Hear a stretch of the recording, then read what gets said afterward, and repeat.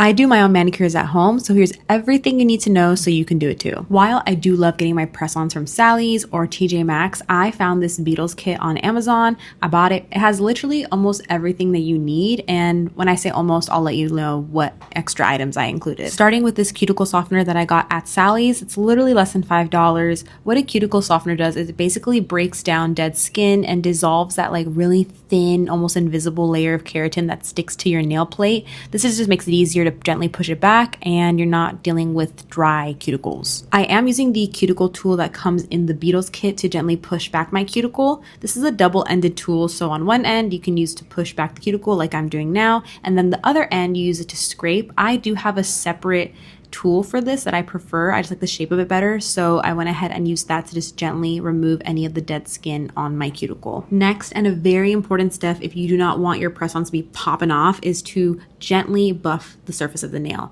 So what you're doing basically is just removing any of the shine, and it kind of leaves like a texture on your nails. That way when you're putting the press on with the glue, it really adheres to the surface of your nail. Now I'm just taking an antiseptic cleansing wipe from the kit, and this is just to help ensure that each nail is completely clean of like dust or anything that we're buffing off, oils, dirt, things like that, to ensure that it's completely clean for the press-on nails. I'm going in with the Fast Bond nail glue from Dashing Diva, and this was gifted to me, but I can honestly say this is a very good glue for many reasons, and I'll get into that. Let's just focus on finding the right sizes for our nails. So this kit comes with 210 pieces, so you're almost guaranteed to find the right fit, but if something is too big, then you can go ahead and file down the edges. It's better to find something that's a little bit too big and file it down just to get that perfect snug fit. To ensure the best fit, you want to make sure that you're finding a nail that fits from one sidewall to the other sidewall of your nail. Luckily, I was able to find pretty much a really good fit for each and every single one of my nail. I actually honestly didn't do any buffing or any filing of the sidewalls at all.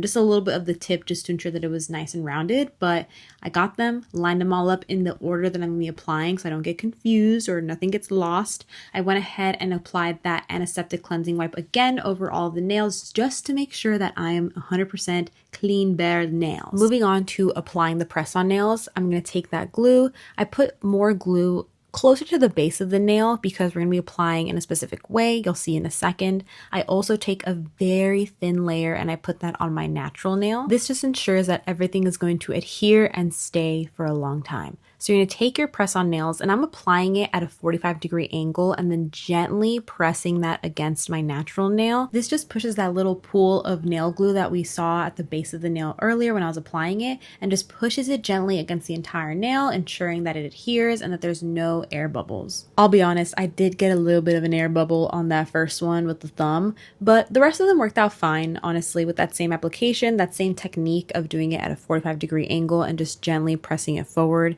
That normally works every time. Now I'm just repeating the process pretty much for every single nail on both of my hands. I'm also making sure that for every single nail, I'm holding down that nail for minimum 10-15 seconds just to ensure that the glue is adhering to my natural nail, that it sets, that it dries in that position that I'm holding it in, so that again there are no air bubbles and that everything is firmly grasped. Next, we need to do the builder top coat. So the kit does come with this tiny little lamp. You can use it for individual nails, but I didn't love it. I feel like it didn't cure the builder top coat that well, so I have a full lamp here ready to go. When applying the builder top coat, it's very important that one, you are getting every single surface of the nail. If you miss any part of the sidewall or even the tip of the nail, you're more prone to it peeling off. Also, you want to make sure that your top layer is not too thick. So when you're doing your final top coat, if it's too thick, then the UV lamp is not going to properly cure it. It's more likely to peel off, or it just might not feel fully set and it won't look the best that it can be. So I am doing the curing in sections. So I did my first nail, which was my thumb.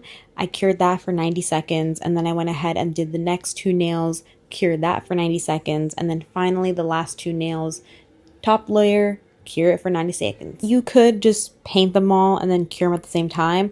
I personally am very prone to like bumping into stuff. So I'm like, let me cure it as fast as possible. And then knowing that I already cured the previous nails, I can move on knowing that the previous nails that I did are not going to get ruined because they're already cured. Once the top coat is on, this is when it just starts to look like salon quality, okay?